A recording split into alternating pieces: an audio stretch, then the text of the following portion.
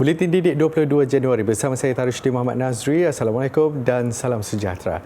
Tahun Baru Cina disambut meriah di seluruh negara selepas 2 tahun perayaan itu diraikan secara sederhana susulan pandemik COVID-19. Perdana Menteri siang tadi hadir ke Majlis Rumah Terbuka Tahun Baru Cina anjuran MCA di Jalan Ampang Ibu Negara. Datuk Seri Anwar Ibrahim tiba di Wisma MCA jam 9.30 pagi bersama isterinya Datuk Seri Wan Azizah Wan Ismail. Beliau melahirkan rasa gembira dapat bertemu rakan lama selain menyifatkan persahabatannya dengan MCA tidak pernah putus walaupun ketika beliau dalam parti pembangkang sebelum ini. Sekarang ni ada ruang dan nampak kita bukan sahaja kemesraan tapi nampak satu haluan dalam banyak pandangan dan isu. Dan saya banyak bincang juga dengan Presiden MCA, Wakassiong, dan nampak kita tumpu pembangunan dan ekonomi Malaysia. Hadir bersama Timbalan Perdana Menteri yang juga pengerusi BN, Datuk Seri Ahmad Zahid Hamidi dan Presiden MCA, Datuk Seri Wakassiong serta barisan Kabinet. Perdana Menteri dan tetamu yang hadir turut berpeluang menggaul hidangan Yisang sebagai simbol kepada kemakmuran bagi masyarakat Cina. Sementara itu, tinjauan kami mendapati perbezaan agama tidak pernah menjadi halangan untuk sama-sama meraihkan sesuatu perayaan. Di Johor Bahru, seorang mualaf Muhammad Rizwan Tian memaklumkan walaupun sudah 11 tahun memeluk agama Islam, ia bukan alasan untuk berada di sisi kedua orang tuanya ketika Tahun Baharu Cina setiap tahun. Malah dia atau nama asalnya Tian Ziyong, 43 tahun, yang juga pengusaha restoran makanan Cina Muslim akan memastikan isteri Syazana Tukiman, 36 tahun dan 2 anak lelakinya, Muhammad Adam Tian, 10 tahun dan Muhammad Ryan Tian, 5 tahun, pulang ke kampung halamannya di Kuching, Sarawak untuk meraihkan perayaan itu. Bergembiralah bila tiba Tahun Cina boleh menyambut lagi. So bagi kita memang happy lah. Okay. Masih ada kita nak bawakan tradisi Cina, share pada yang Islam atau bukan Islam. Okay.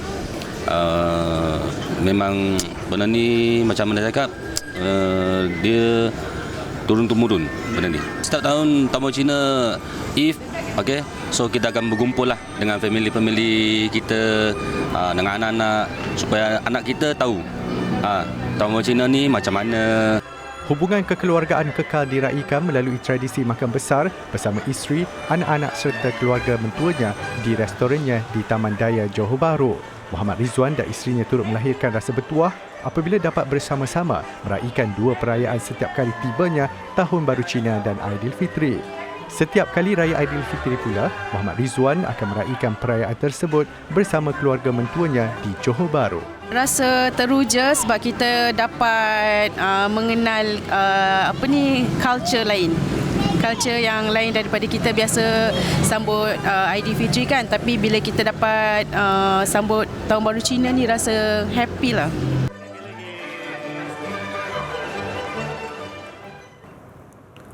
Nasib golongan kurang bernasib baik tetap tidak dilupakan sempena Tahun Baru Cina. Bagi menceriakan dan memeriahkan perayaan tahun ini, 188 penghuni Pusat Penjagaan Kanak-Kanak Cacat Taman Megah Petaling Jaya Selangor menerima sumbangan ampau daripada mereka yang prihatin. Sebab semua diorang sini tak kira bangsa, dia orang semua tolong kita. Semua kaum mari tolong kita. Kita orang gembira. Budak-budak pun gembira masa dia tengok orang datang celebrate dengan dia. Menariknya di sini, setiap kali tiba musim perayaan, mereka meraihkan secara bersama walaupun penghuninya terdiri daripada pelbagai kaum. Tahun ini ialah tahun Rapid. So tahun Rapid dalam Chinese lah panggil Tuzi lah. So Rapid macam mana Rapid akan berjumping mah. So kita mengharapkan Malaysia ekonomi kita akan semakin baik, semakin up, semakin jumping lah, like rabbit lah. So dalam keadaan Malaysia ekonomi ataupun politik, I nampak so tak sama dengan last term lah. Aspirasi kerajaan perpaduan yang menerajui negara kini harus difahami rakyat berbilang bangsa bagi mengembalikan Malaysia sebagai negara makmur dan dihormati. 恭喜发财！ Tahun Baru Cina turut disambut meriah di seluruh dunia. Di Havana, Cuba, tarian naga dan pertunjukan seni mempertahankan diri antara persembahan yang diadakan di Chinatown. Moskow turut menyaksikan sambutan Tahun Baru Cina meriah walaupun dengan sebilangan kecil penduduk berbangsa Cina. Selain tarian naga, paluan gendang turut menjadi tarikan utama dalam persembahan di sebuah dewan pameran di pusat bandar. Turut meriah sambutan Tahun Baru Cina di Belgrade, Serbia. Persembahan bunga api disusuli dengan tarian singa antara yang menjadi tumpuan. Kedatangan Tahun Baru Cina disambut meriah penduduk di Beijing menerusi persembahan berskala besar. Ia diserikan dengan kehadiran kanak-kanak bertemakan Tahun Arnab serta dihiburkan dengan nyanyian artis ternama. Sambutan Tahun Baru Cina kali ini lebih bermakna buat lebih 552,000 penduduk berbangsa Cina di Sydney selepas sambutan hambar sejak dunia dilanda pandemik COVID-19. Tanglong berwarna-warni serta tarian singa menyerikan persembahan Tahun Baru di lokasi tumpuan penduduk dan pelancong.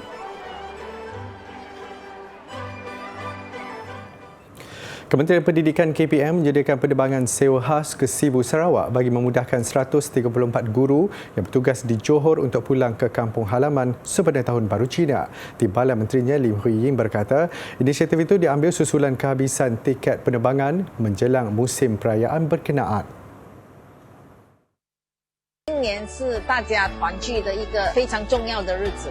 很多位老师买不到机票回四吴过年，我们的交通部长陆兆福的安排下，我们成功安排了一架飞机从士乃飞往四吴，让这些在柔佛州教书的老师能有机会回乡过年。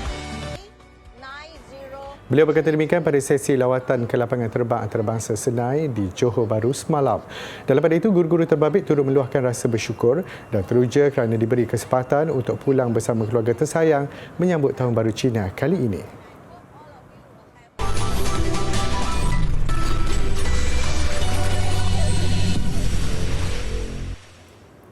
Jabatan Pendidikan Negeri Perlis melakar sejarah tersendiri dengan pelancaran televisyen Pusat Sumber Sekolah TVPSS. Akan bersiaran pada Jumaat setiap minggu. Rancangannya merangkumi berita pendidikan, hiburan ilmiah, informasi program dan kejayaan warga sekolah. Pelancarannya disempurnakan Pengarah Pendidikan Negeri Naharuddin Othman di Perpustakaan Sektor Sumber dan Teknologi Pendidikan SSTP Perlis dengan tanda pagar Go Above and Beyond 2023. JPN Perlis menjadi perintis kepada produk itu. Di sinilah kita memerlukan isi kandungan itu, iaitu konten-konten ini yang dibuat oleh Junior News tadi di sekolah mereka kalau mereka ada program dan sebagainya, dan konten itu akan disampaikan dalam program kita ni pada setiap Jumaat. Dan kita juga berharap apabila kita telah melaksanakan perkara ini, maka sekolah-sekolah juga akan mengikut jejak langkah kita. Mungkin mereka juga ada program mereka yang tersendiri. Ujarnya, kesemua 104 buah sekolah di negeri itu akan bergilir-gilir melakukan siaran secara mingguan dengan durasi 30 minit ke atas. Memandangkan kesemua sekolah mempunyai bilik green screen, kandungannya akan disediakan sendiri oleh pelajar bersama guru mengikut kreativiti dan persembahan mereka. Siaran TV PSS itu akan membawa 4 segmen iaitu info pendidikan di seluruh negeri Perlis, produk sekolah yang mahu diketengahkan, segmen bersama sektor pendidikan dan pelaburan diari pengarah. Ia akan bersiaran secara langsung menerusi platform YouTube Sektor Sumber Teknologi Pendidikan Perlis yang dikendalikan kaki tangan SSTP-nya. Sebagai permulaan, Sekolah Kebangsaan Seri Indra menjadi sekolah pertama yang bersiaran dengan muridnya yang menjadi hos program.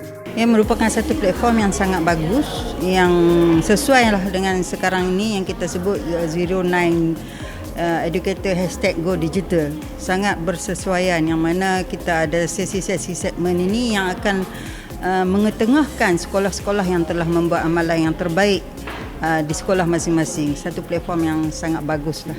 Nervous lah sikit sebab mungkin second time buat live. First time tu adalah satu time tu untuk forum JPN. Tapi ini first time saya mengacarakan seluruh show ni. Jadi agak nervous, tapi benda yang saya pernah buat. Dulu saya ambil video. Pada siaran kali pertama itu, TV PSS mendapat 400 tontonan. Pada masa hadapan, pihak JPN bercadang untuk memberikan hadiah kepada penonton yang memberikan sokongan. Segmen aktiviti minggu ini meninjau program Servis Learning Malaysia University for Society Sulam, projek warna-warni batik antara Universiti Teknologi Mara UiTM Puncak Alam dan Pusat Perkembangan Kebangsaan Kemahiran PPKKS 2022. Dianjurkan oleh Program Pendidikan Seni dan Seni Reka dari Fakulti Pendidikan, ia adalah program pertama menggabungkan pembelajaran berasaskan pengalaman dan penyerapan keusahawanan ke dalam kurikulum. Menurut penganjur selaku penuntut semester 5 jurusan Pendidikan Seni dan Seni Reka dari Fakulti Pendidikan UiTM Puncak Alam, Siti Sarah Abdullah, program Sulam secara tidak langsung menjadi platform bagi penuntut jurusan berkenaan untuk mengaplikasikan apa yang dipelajari dalam bilik kuliah secara praktikal. Ujarnya, kira-kira 50 orang remaja berusia 13 hingga 17 tahun dari PPKKS terlibat dalam program tersebut di bawah seliaan dan bimbingan 33 orang penuntut dan seorang pensyarah. Objektif lain yang kami dapat capai ialah hubungan silaturahim antara UiTM dan pusat PPKKS tu. Dan kami juga dapat kenal-kenalan dengan adik-adik di situ, dapat kongsi pengalaman. Saya berharap juga yang program ini dapat buat bukan sahaja di situ, boleh ke dalam negeri lain atau ke Sabah Sarawak maybe. Bagi Muhammad Arif Bakri Muhammad Sobri, selain merupakan salah satu tugasan wajib untuk subjek kraft, reka bentuk dan kemasyarakatan, ia juga melibatkan sesi pembelajaran dan pengajaran secara dua hala apabila bukan sahaja mereka berpeluang mengajar remaja dari PPKKS, pada masa sama meningkatkan kemahiran khususnya dalam berkomunikasi. Jelasnya, program ini diharap dapat diadakan secara berkala supaya ia dapat memberi manfaat kepada bakal graduan untuk mendekati masyarakat secara keseluruhan dan membantu golongan sasar khususnya. Apa yang saya sukalah bila orang datang, orang yang kita tak kenal, jadi kita dah dapat komunikasi dengan mereka dan bila mereka datang, diorang cakap kan nak cuba. Bila diorang cuba, kita perlu ajar satu-satu dan diorang ikut. So benda tu satu perkara yang jadi experience baru sebagai kita orang yang sebagai bakal jadi guru nanti. Jadi mungkin tu serba sedikit membantu jugalah untuk menjadi bekalan pengalaman di masa akan datang jugalah. Jelasnya, program ini diharap dapat diadakan secara berkala supaya ia dapat memberi manfaat kepada bakal graduan untuk mendekati masyarakat secara keseluruhan dan membantu golongan sasar khususnya. Seterusnya, teknik menahan bola di bahagian atas bola yang datang dari arah kanan. Teknik ini dilakukan dengan menggunakan bahagian sisi glove dan bahagian kayu. Saya mengesyorkan sama ada bermain bola dengan sisi glove dan kayu apabila bola yang datang jauh daripada jangkauan, dan untuk bola yang datang lebih perlahan dengan menggunakan glove belah kiri. Apabila membuat sentuhan dengan bola pada kayu, cuba mainkan bola keluar ke tepi pada sudut 90 hingga 130 darjah. Selalunya bola yang diselamatkan di luar permainan adalah lebih baik daripada kembali ke dalam permainan. Ini bagi mengelakkan penyerang pihak lawan boleh melakukan satu lagi pukulan ke arah gol yang boleh menghasilkan gol.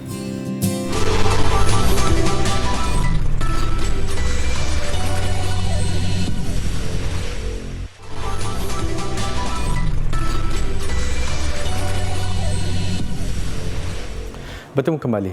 Di mana ada kemahuan, di situ ada jalan. Itulah yang dibuktikan Muhammad Arif Ahmad yang nekat menceburkan diri dalam perniagaan meskipun berstatus orang kurang upaya OKU.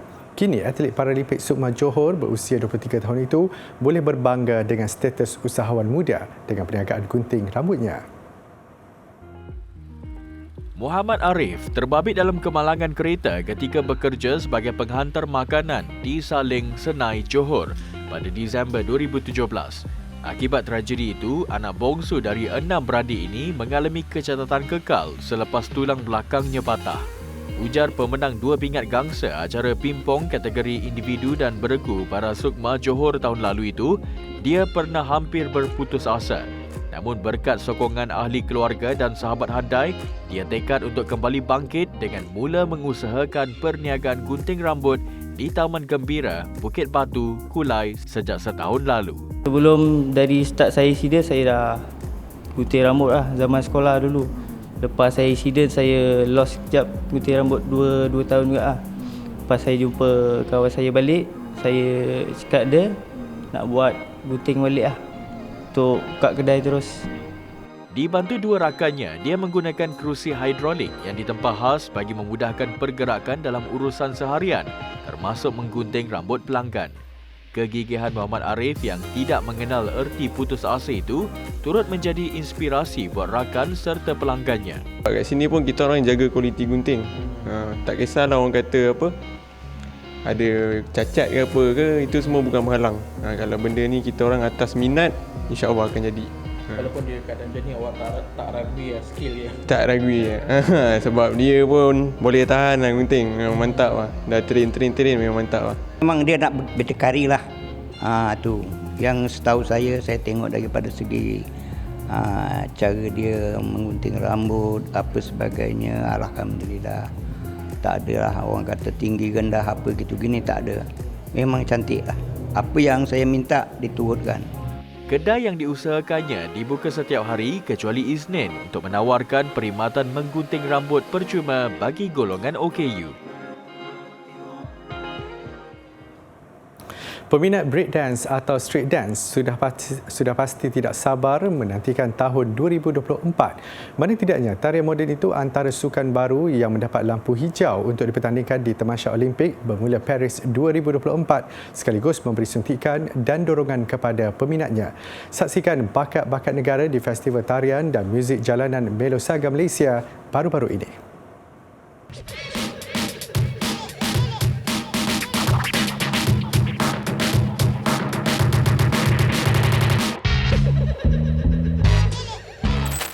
Daripada sekadar hobi, kini breakdance menjadi impian B-boy atau B-girl menjulang nama ke arena sukan untuk acara breaking.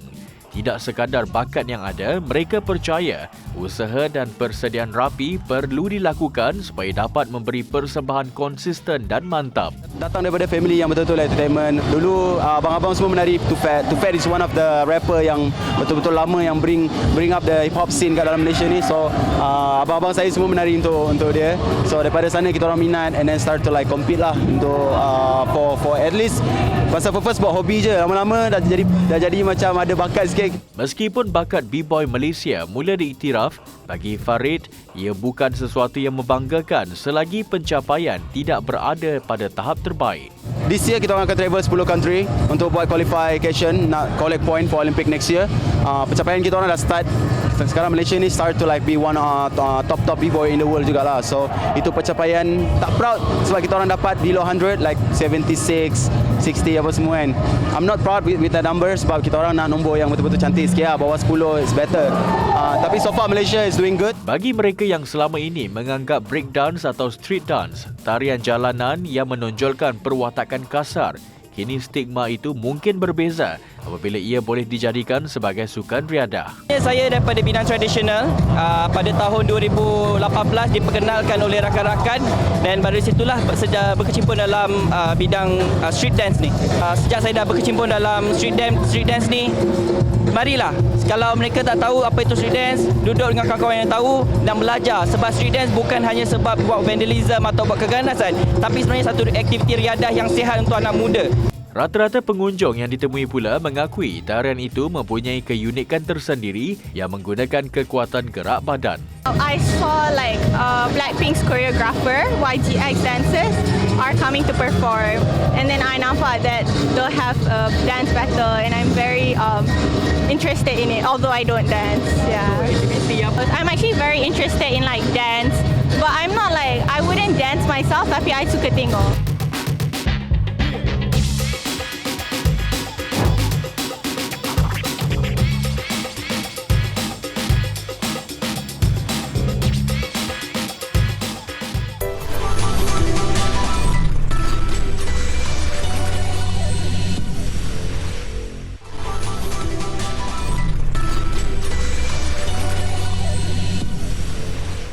Sukan badminton terbuka India. Pasangan bergu negara Aaron Chia dan So Wei Yik menamatkan saingan terbuka India sebagai naik juara apabila tewas kepada pasangan dari China Liang Weikeng Wang Chang dengan keputusan 21-14, 19-21, 18-21. Perlawanan bermula baik bagi pasangan negara apabila mendahului 11-6 dalam hanya 5 minit. Momentum itu diteruskan dalam menoktahkan set pertama 21-14 dalam 13 minit sahaja. Set kedua menyaksikan kebangkitan Wei Keng dan Wang Chang apabila berjaya mendahului 11-7 sebelum Aaron Wei Yik kembali mengikat kedudukan 17 sama. Namun keapuhan pasangan dari China itu lebih menyelah apabila berjaya memenangi set kedua dengan keputusan 21-19. Segalanya tertumpu kepada set penentuan dengan pilihan keempat kejohanan. Aaron Wei Yik berjaya mendahului 11-7 sebelum bertukar gelanggang. Kedua-dua pasangan saling bertukar mata dan selepas bertarung selama 63 minit, akhirnya kemenangan berpihak kepada Wei Keng dan Wang Chang setelah menang set ketiga 21-18.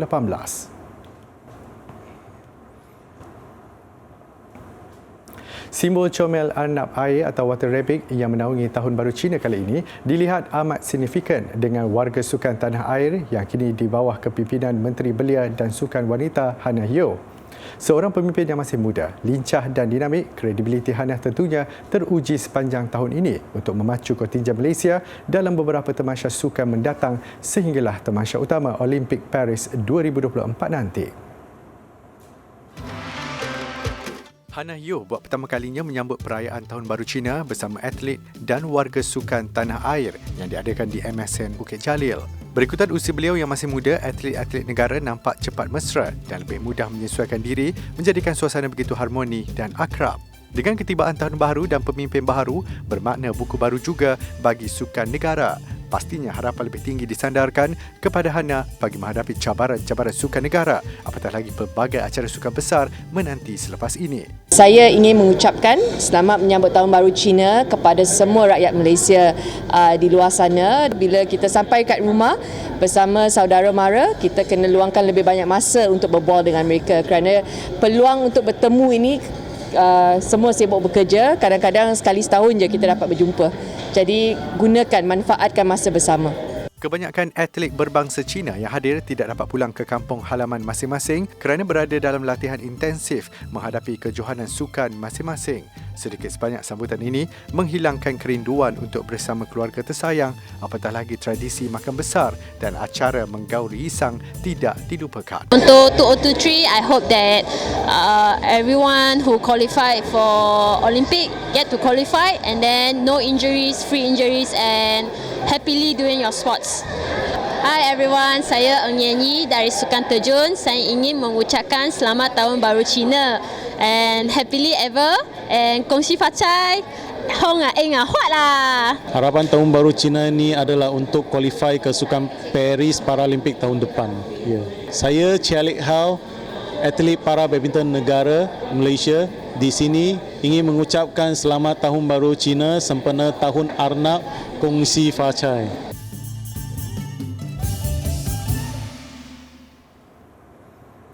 Kemeriahan sekitar sambutan Tahun Baru Cina di seluruh negara mengakhiri Buletin Didik. Saya Tarusyidin Muhammad Nazri. Salam hormat. Jumpa lagi.